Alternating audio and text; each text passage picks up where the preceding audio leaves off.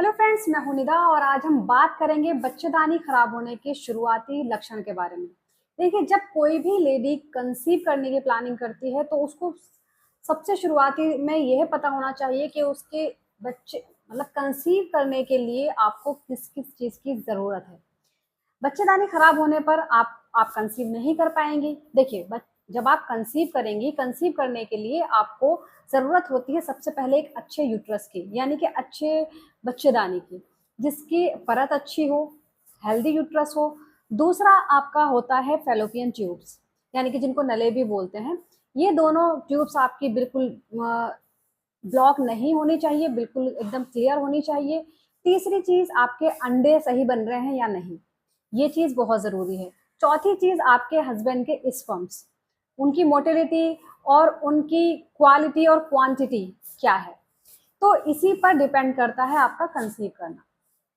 अब बात क्या है, अगर हम बात करें सबसे पहले बच्चेदानी, तो बच्चेदानी ही अगर खराब होगी तो आप कंसीव नहीं कर पाएंगी।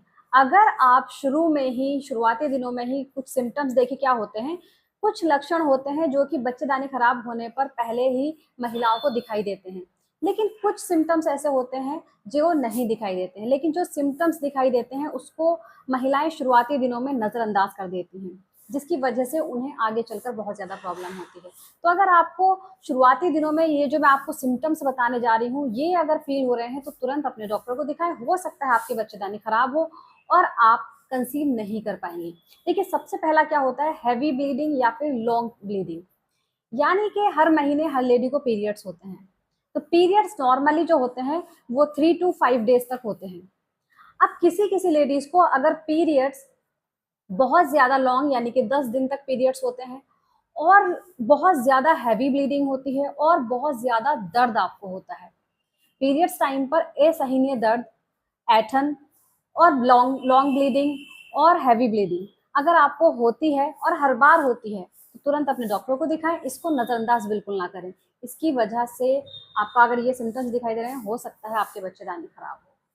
इसके अलावा दूसरा लक्षण क्या होता है, दूसरा होता है पैरों में दर्द और बहुत ज़्यादा बैक पेन रहना, यानी कि कमर में दर्द रहना, पैरों में झंझनाहट, कमर में बहुत ज़्यादा दर्द। लगातार आपके अगर पैरों में और कमर में दर्द रहता है तो हो सकता है आपके बच्चेदानी में कोई गांठ हो या फिर आपके बच्चेदानी में कोई सूजन हो सकती है। तो बच्चेदानी खराब होने का दूसरा लक्षण ये है, इसको बिल्कुल इग्नोर ना करें। अगर लगातार आपको बैक पेन और लेग पेन रहता है तो तुरंत अपने डॉक्टर को दिखाएं। तीसरा होता है लगातार कॉन्स्टिपेशन, यानी कि बार बार आपको कब्ज रहता है। लगातार कब्ज रहने की समस्या को भी डॉक्टर को जरूर दिखाएं, इसमें भी आपको लापरवाही नहीं करनी चाहिए। देखिए, ये छोटी छोटी चीजें हैं, इनको हम बहुत हल्के में लेते हैं, लेकिन अगर आपको लगातार कोई सी भी चीज, अगर लगातार कोई सा भी दर्द आपको रह रहा है तो तुरंत अपने डॉक्टर को दिखाएं। इसके अलावा मिसकैरेज, देखिए, प्रेगनेंसी बार बार खराब हो रही है तो इसकी वजह से भी आपका जो बच्चेदानी है वो खराब हो सकती है। बच्चेदानी खराब होने की वजह से आपको मिसकैरेज होता है। पांचवा लक्षण सबसे बड़ा है यूरिन लीकेज, यानी कि आपका पेशाब निकल जाता है। तो ये भी बच्चेदानी खराब होने का एक लक्षण है।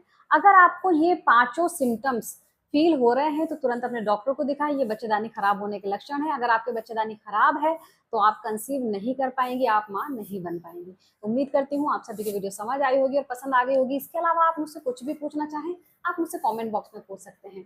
Thank you so much.